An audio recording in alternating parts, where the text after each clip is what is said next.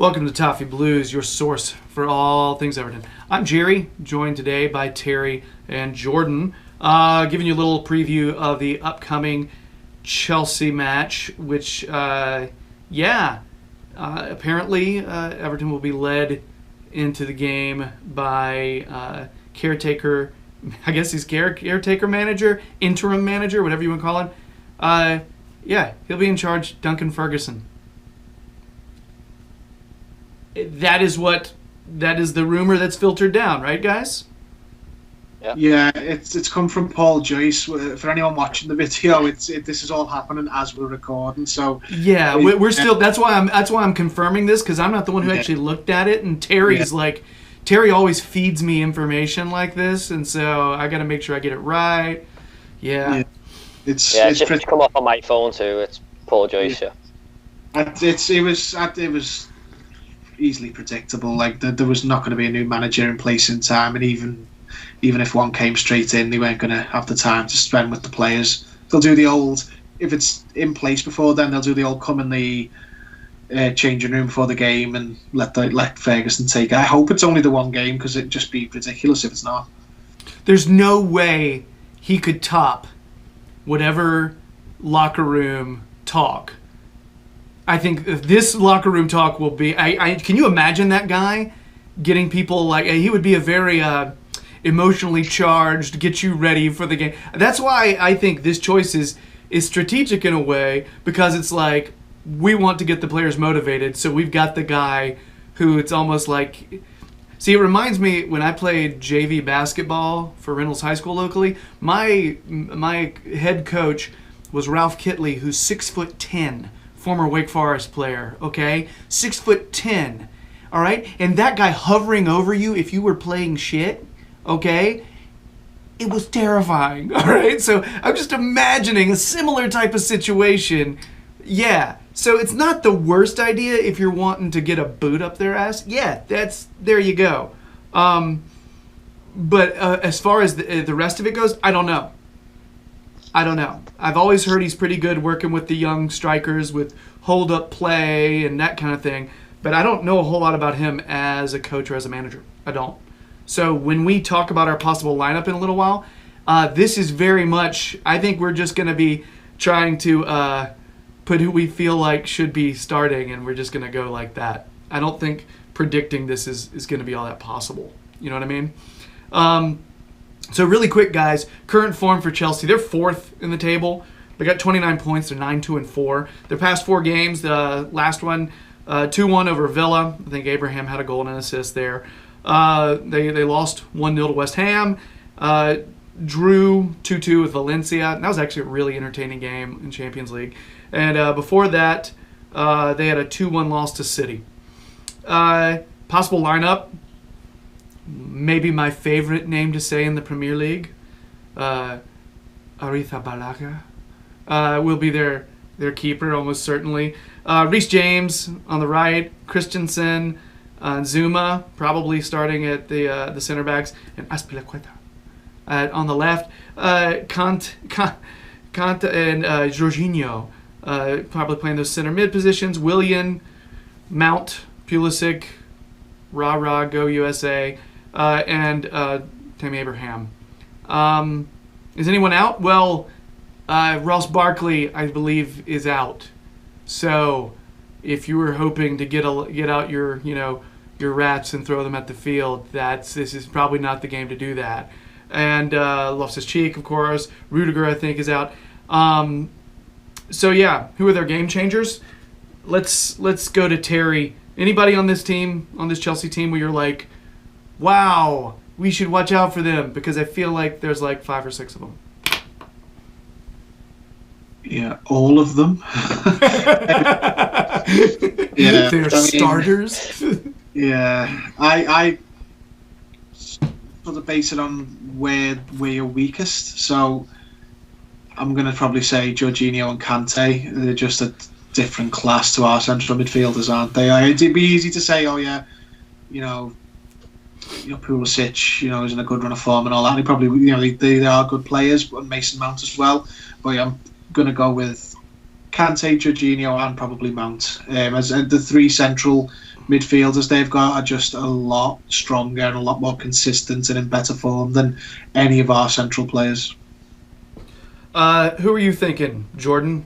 Possible game changers for them? Well, lately mostly this season I've been watching that Pulisic. I think he's a really dangerous player. Ball sticks to his feet. Just runs rings around people sometimes. He could cause us a lot of problems. Tammy Abraham, everyone was on the fence with at the start of the season, banging him in, another danger man. So yeah, like Terry said as well, the defensive mids are going to be putting the fires out at the back, aren't they, for them? It's going to be hard to penetrate them.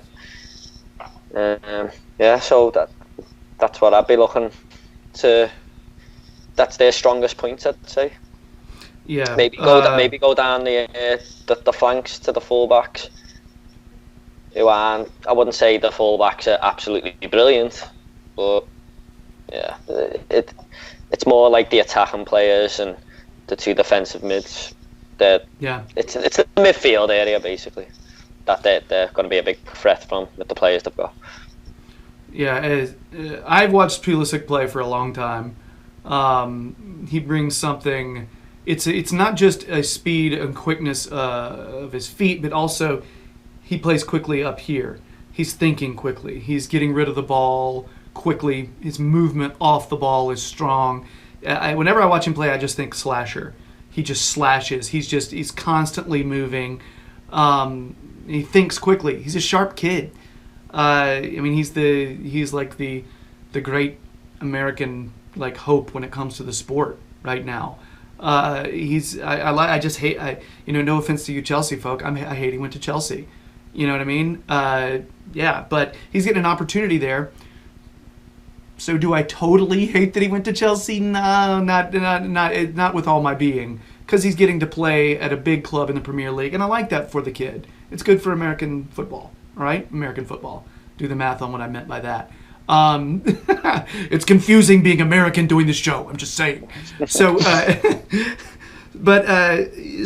he's somebody to watch out with. But that's what American fans tend to act like. They tend to forget the fact that Willian is a very capable winger on the other side.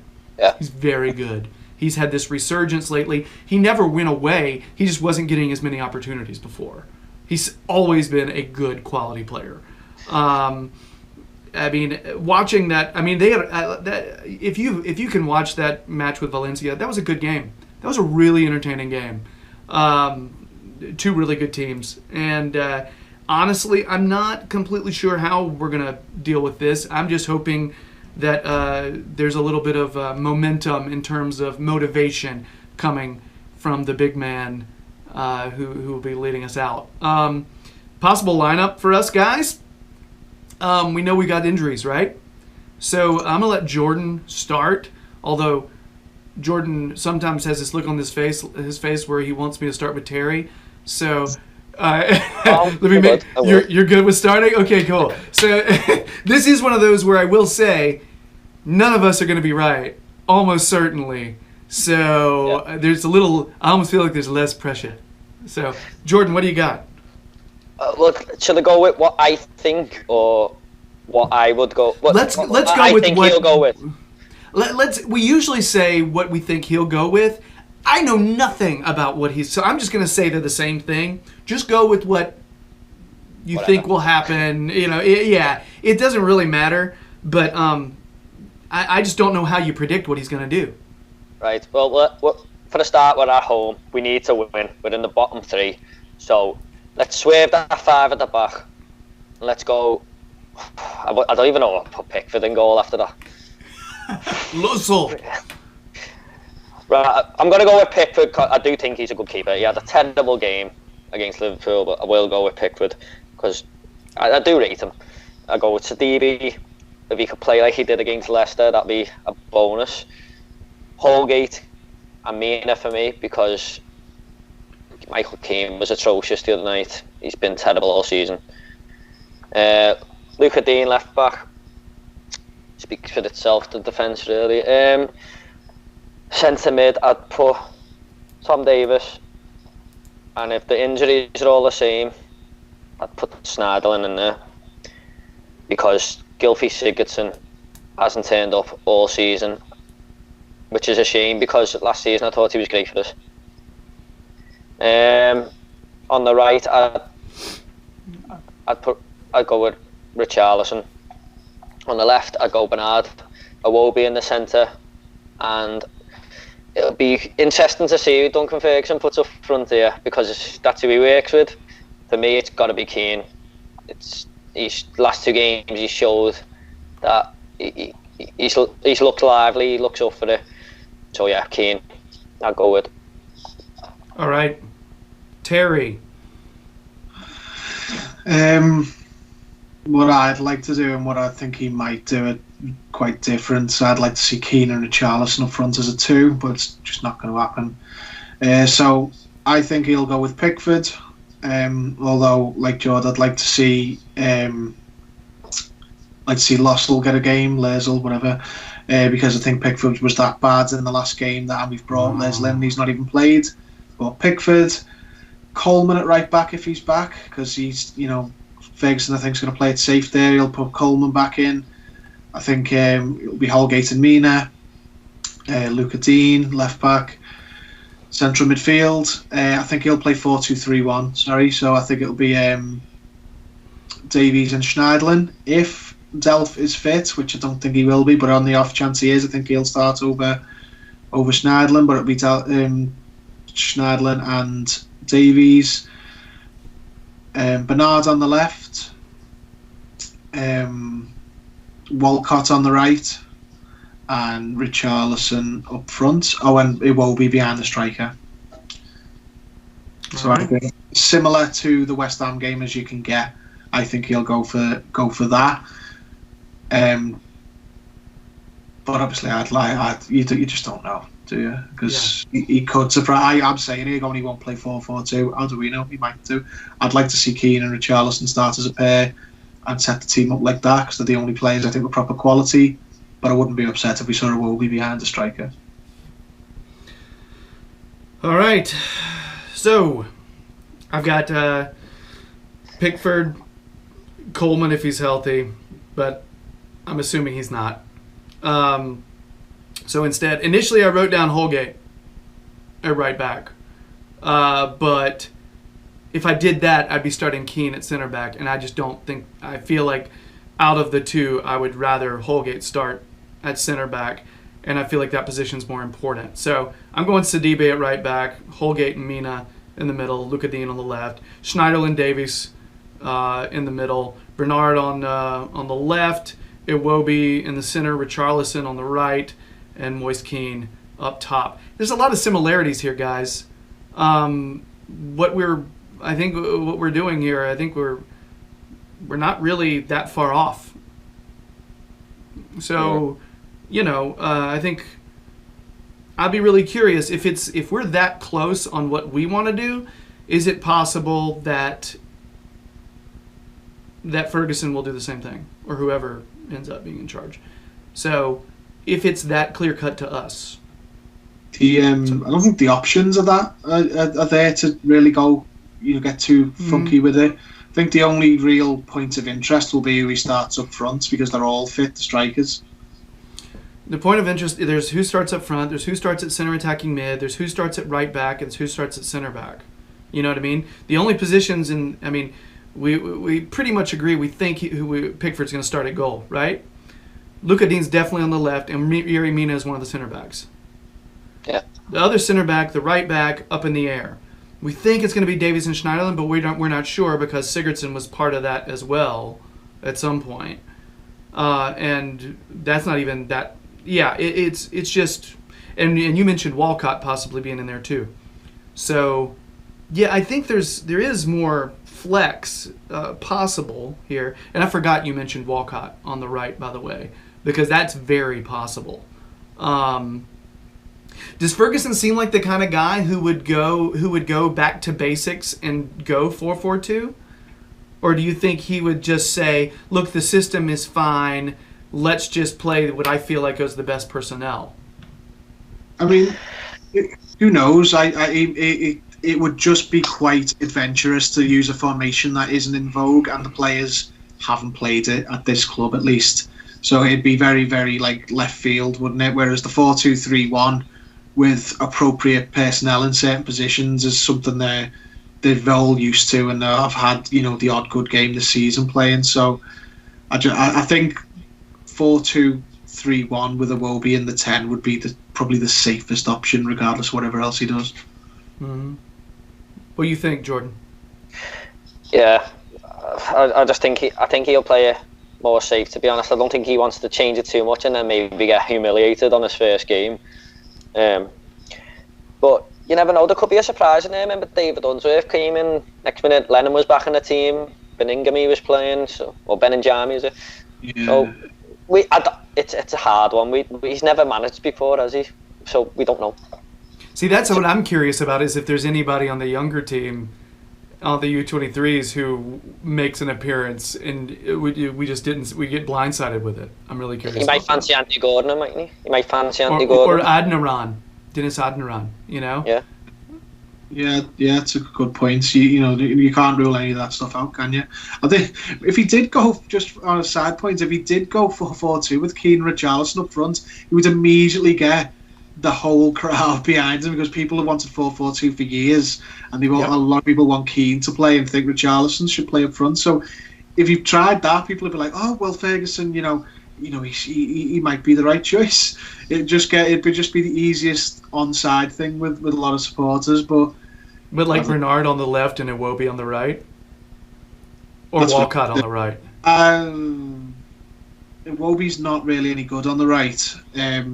He's not bad, but he's not really good either. But if you were to play 4-4-2, I think under these circumstances it'd probably be Iwobi for me. But it's more likely to be Walcott because he's natural there. So that's a good point. Yeah, I just explore this kind of stuff because I like the idea of considering the different options we could go with. Yeah, I mean, you mentioned 4-4-2, and it is kind of the one where it is, out of all the formations, it seems like, yes, it's back to basics, but that's the thing, is it is basics.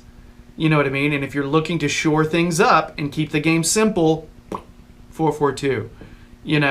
If you want to make sure everybody knows their roles, 4-4-2. You know what I mean? So I agree with you guys, though. I don't think that's going to happen. But Ferguson does seem like the kind of guy who's just like, look, the answers are obvious. Let's just keep it simple and go with these. You know what I mean? Doesn't he he seems like that kind of guy. Like, look, there it is. Just do it. So I don't know.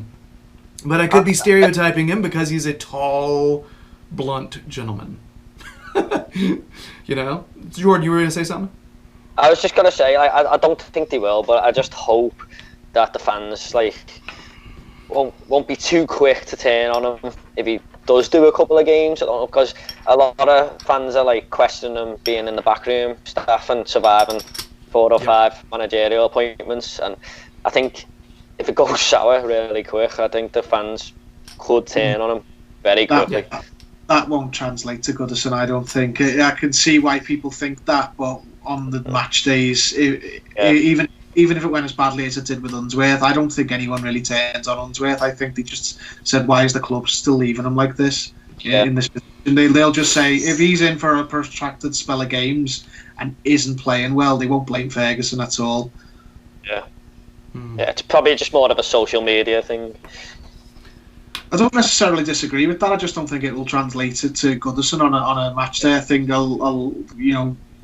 groundswell will still be that we all love Duncan Ferguson, despite the rumblings online. Yeah. All right, guys. So what's the prediction, Jordan? I'm gonna play it safe here. I'm gonna go 2-2. 2-2.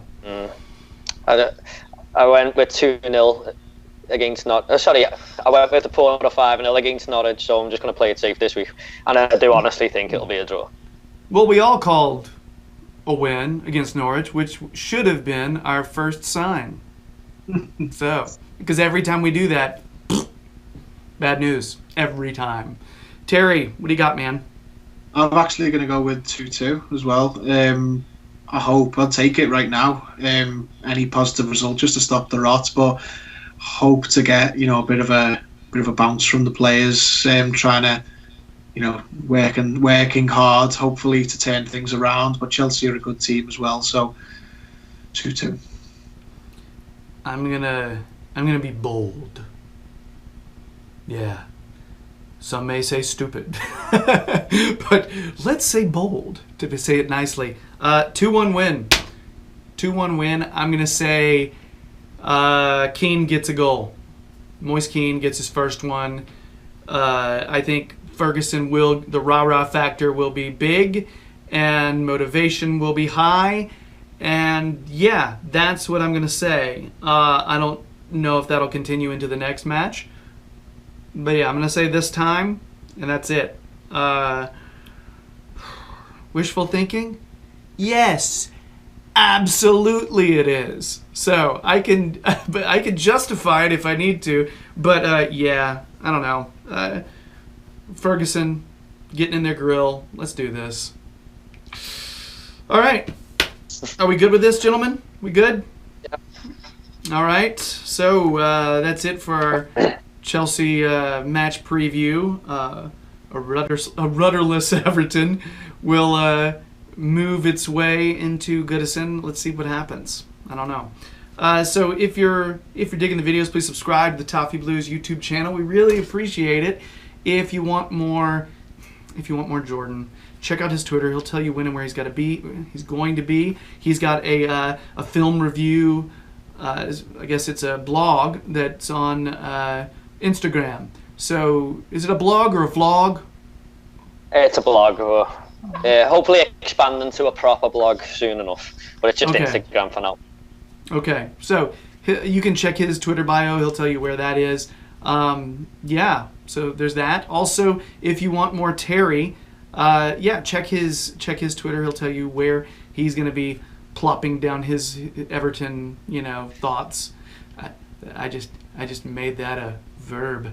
Hey, plop.